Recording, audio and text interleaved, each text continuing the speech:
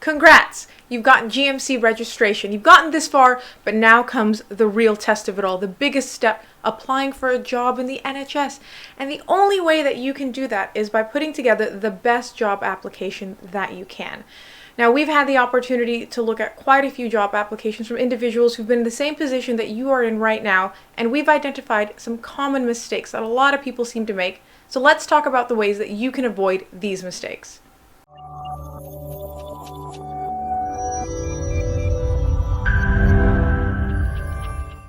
If this is the first time you're checking out our channel, welcome. Basically what we do is we run a website that's totally free known as roadtok.com, and it will explain the ins and outs about everything related to the United Kingdom and what it takes for you to work as a doctor in the NHS. So if you've not already, please stalk us on all of our social media. Find us on Facebook, find us on Twitter, Instagram, and of course, YouTube. Don't forget to subscribe. Hi guys, my name is Breeze and I currently work as a doctor in the NHS. And through the guidance, the personalized service that we do provide via Road to UK, we've seen a lot of job applications. And there's just been some things that we've noted every single time. So we thought the best way to help all of you in your pursuit of your dream job is to actually let's see what these common mistakes are, and maybe that's why you're not getting the callbacks that you're wanting. That's why you're waiting for a long time and you're getting frustrated with the process. So let's talk about the 7 common mistakes that we notice on NHS Jobs applications. So the first mistake is not reading the person specifications or the job description. And what I mean by that is, first of all, definitely whenever you find a job on NHS Jobs site and you look at it, you need to know what the job entails. It's all fine and dandy if the titles are correct. You know, the stuff that we've mentioned in several videos previously, looking for titles like trust grade, clinical fellow, FY2, FY3, SHO, whatever.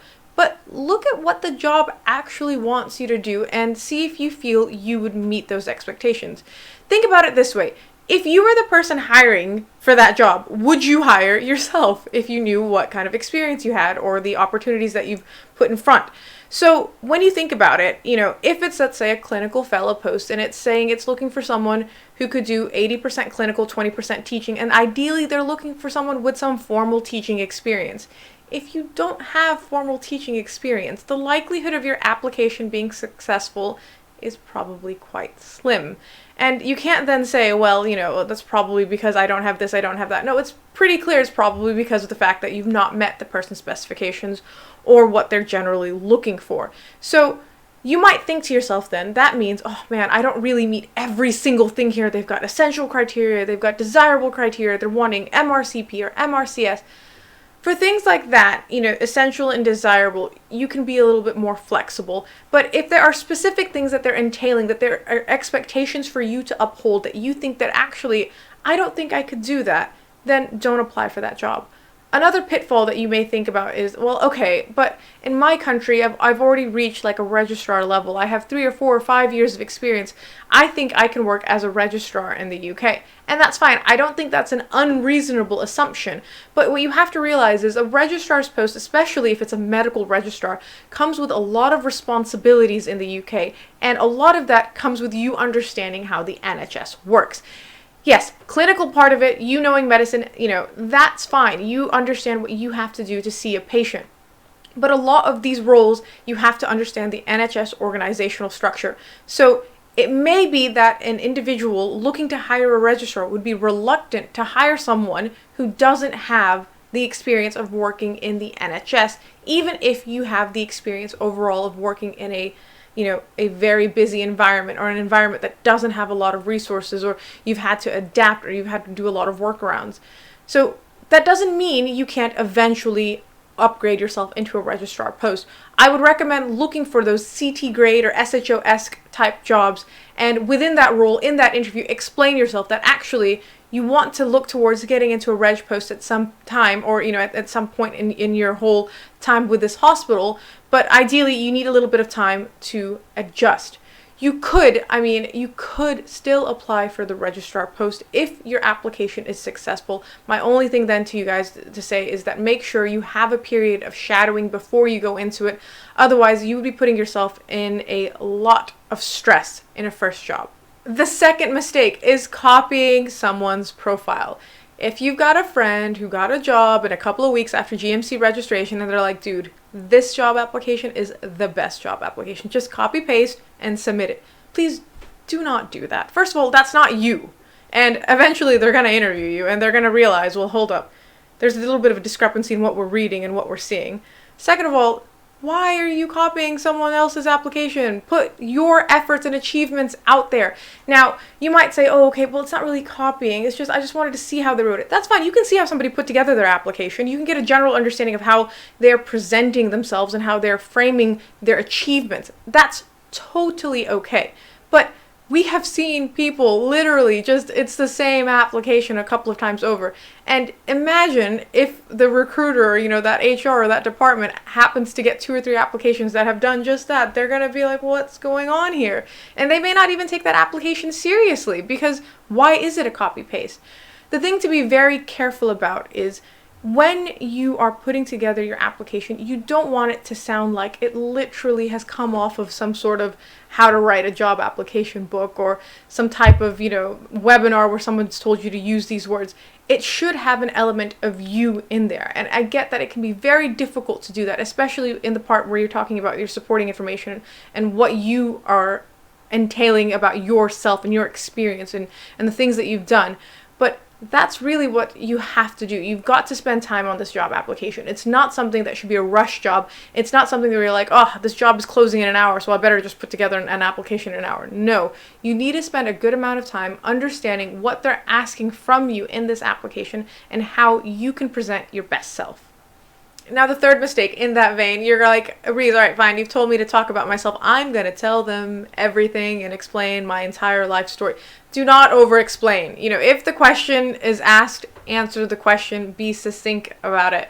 You don't need to start explaining every little aspect. Like some things I sometimes see, people will talk about the types of hospitals they've worked in previously, how many beds it has, what the population of the city is, and the amount of patients that they see on a daily basis. Oftentimes it's not very relevant to the post. You can say generally that you work maybe in a tertiary hospital that has a high volume and patients and turnover. That's fine. You don't need to go into statistics. You don't need to go into this analysis of in this country or the country that I work in, the population is this much and the doctors are this much and the ratio of doctors is this much. That means I'm working very hard every day. Please don't do that. They're not here for a history lesson or an analysis of public health. They just want to know the attributes that you have. And again, whenever you're explaining any bit of yourself, try not to fall into that trap of where you're just like, well, maybe they don't know what all of this is and I should spend a paragraph preempting them and saying, oh, actually, this is all of what this is, and the reason I did this was this, and now I'm doing this because of that. It's okay. Just explain what you've done. This was the organization you did it under, for instance, and that's enough. If they're curious about it, if they want to know more, they can ask you in the interview. You just want to get them on the hook and then slowly reel them in. You don't want to let the line be slack from the beginning, because then you've not got a taut line, you've not caught that fish, okay? Then mistake number 4, oh, but now we've reached that critical line. Now you're starting to undersell yourself. You're like, oh, yeah, fine, I've got that achievement, but I don't know if it's really relevant to this post. Yeah, fine, I have that academic degree, but I don't think I need to mention that. And yeah, maybe I got honors in medical school, but is that really important? Yes, it's important. Sell yourself. Okay, that sounds really wrong. But what I mean is literally, you've got to find the things about you that you want to talk about. You have to say that I am the best person for the job and you're going to hire me because look at all these reasons. And that's exactly what you have to do. But again, make sure it's appropriate. You don't put on there that you won like the 2nd grade spelling bee. That's great. Congrats, you won the 2nd grade spelling bee, but that's not going to help you in this job application. You have to find things that are relevant, all right? If you, for instance, have completed a postgraduate degree, you've done, let's say, MRCS or MRCP, put that on there. If you've done or you're doing some sort of an academic degree, maybe you're doing a master's in infectious disease, put it on there. You've attended any training courses, BLS, ALS, any sort of seminars or conferences that are relevant to what you are talking about in that job application. Tell them about it. Any publications, all right, teaching experience that you have. Go on, say it. Don't get into, again, the whole over-explaining bit of it, but find those key points. Again, I'm going to go back to talking about this is why it's really important to look at the person's specification and the job description, because it helps you know exactly what things they might be looking for. So for instance, if there is a research component, to that post and you have some research experience that you can hark on, talk about it. If they're saying, actually, yeah, we're looking for someone with a little bit of teaching experience, you can talk about whatever formal or informal teaching experience you have. So know what you are out there doing, talk about your achievements, and don't be afraid to say that you've done these things, because you should be proud of it. You've done them. It's amazing. The fifth common mistake is, guys, just check your spelling, check your grammar, check your punctuation. Spell check is free. There are a lot of little apps out there that'll double check it. Have somebody proofread it and make sure that you've not overlooked some mistake. I don't know how many applications I've seen where people, for some reason, have, let's say, submitted it all in caps. Caps is shouting. You shouldn't be submitting your job application in caps. It's literally shouting. Do not do that. Or they've decided, well, actually, I don't need punctuation. It's just like this big run-on sentence that goes on and on and on. No, you should have appropriate punctuation. You shouldn't be using any other punctuation than the period. I mean, there's really no reason for you to use an exclamation point or a question mark. At least I can't think of any, unless you're really excited that I do this teaching stuff. Yay, exclamation point. Maybe. But really, this is a formal application. So think about it in that sense.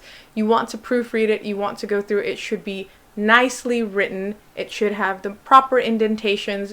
Paragraphs should be clear and concise. It shouldn't be a brick of text.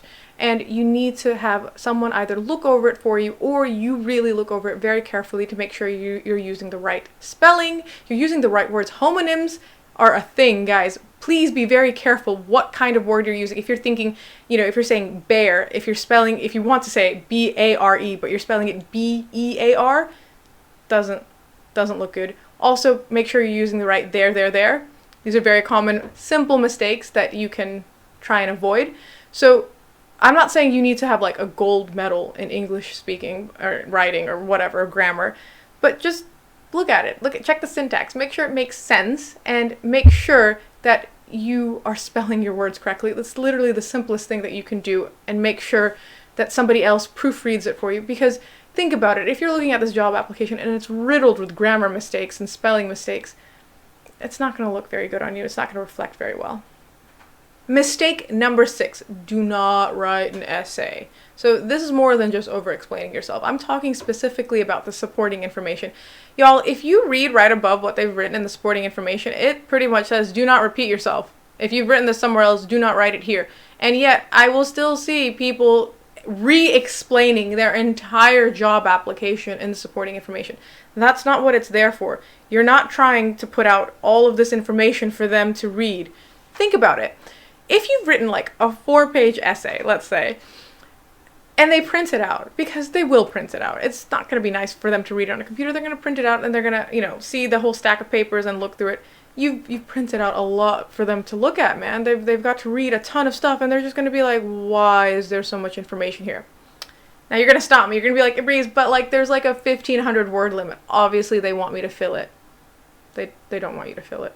You don't need, that's not like the target, that because they have a 1,500 word limit that you need to reach that limit. There's nothing like that. I'm not saying just to write like 2 sentences, but your supporting information should be a concise understanding of you, that you want them to read and be like, yeah, this is a person I want to call back for an interview. It should not be repetitive. It should not be lengthy. It should not be a story about, how you were a 3rd grader and you really wanted to be a doctor and your life hopes, dreams, and achievements about working in the NHS. That's not what they want to hear. They want to know why you should get this job, and that's what you should be explaining to them. You don't need to make it sound very boring. You don't need to make it sound very generic. You just need to say what you're there for and why they should hire you. And finally, the 7th mistake, like the 7th deadly sin. Y'all, don't be vague, okay? Like I've told you all of this up until now, and you're going to be sitting there, you're going to be looking at your job application, you're going to be like, all right, how do I make it sound like I'm a good doctor? I am a good doctor. Do not write that. Like, literally, of course you're a good doctor. No one's going to write, I am a bad doctor. Okay? I mean, if you are, I don't know why you would be bothered even applying. So, the tricky part is, whenever it's in your supporting information or any part of your job application, you need to make it about you. You need to make it specific to you. It should not be just something that sounds like anyone could have written. Because if it sounds like something that anyone could have written, why would they want to hire you? What is it about you that makes them say, we need to call this person back, we need to interview this person? So remember, whatever you're putting together, try and pull from some sort of real life event. Make it sound like you are talking about yourself, that you're passionate about what you're doing and what you're saying, without actually just saying, I am ambitious, I am passionate, I am good, I come to work on time. It should be about you talking about the things that put you as someone they should choose, without you, again, over-explaining, without you trying to, be really, really vague, and without underselling yourself. Finding those key points is what's really important to your application. And I know you guys are sitting there and you're like, Breeze, what you've described is literally impossible. How will I do all of that? Or it's going to take me forever to do it. And yeah, it might take you a little bit of time. But you have to remember, none of this stuff will come easy. I mean, you've gotten this far because of the hard work and effort you've put in. So why don't you think you need to put in that hard work and that effort for your job application? It's the same concept. You need to sit there, you need to look at it, you need to check it, you need to be sure of what you're submitting before you submit it. You need to be happy with it. If, again, I always feel like if I put myself in the shoes of someone who is hiring and I look at my application, am I happy with what I'm reading? Am I thinking to myself that this is someone I would want in this post? If you keep that in the back of your mind, I think it's really useful when you actually go there and think about what you're going to put in your job application. So there you have it, the 7 most common mistakes that people, as far as we've seen, tend to make on their NHS Jobs application. And if you still feel like, guys, no, actually I need a little bit of extra help, we do have the personal sessions that I mentioned before, which we've linked in the description box below. You can book either with myself or with Ibrahim. And I've also linked below other resources, articles, and videos that can help you build that profile and the things that you want to say and how you can go about saying it. But until next time, please subscribe to our YouTube channel, follow us on Instagram, Facebook, and Twitter. Follow us on our newsletter that we send out every once in a while, and we will see y'all around. Bye.